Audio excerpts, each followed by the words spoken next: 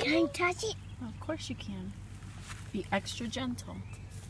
Oh, you're scaring him. Yeah, he's trying to go under. All right, let's get out of the way so he can. Why is he trying to go under with leaves on top of him?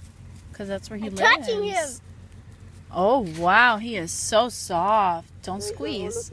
Okay, let's back up. Let's back up.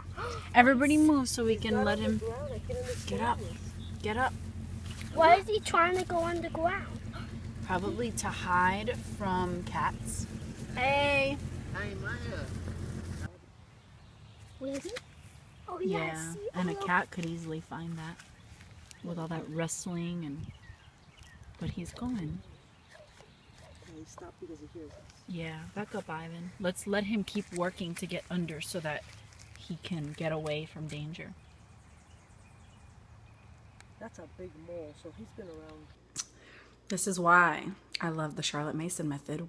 My children are outside observing a mole right now, and it's lunchtime, and they're not in school somewhere at a desk being told about moles. They're actually seeing it.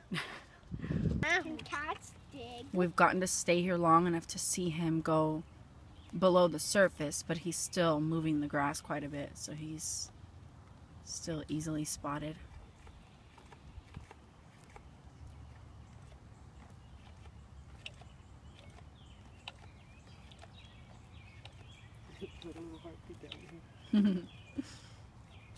How did the mole feel?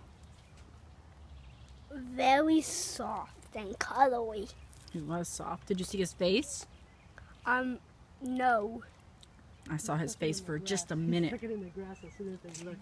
He realized stuck it in the grass and all his body was out.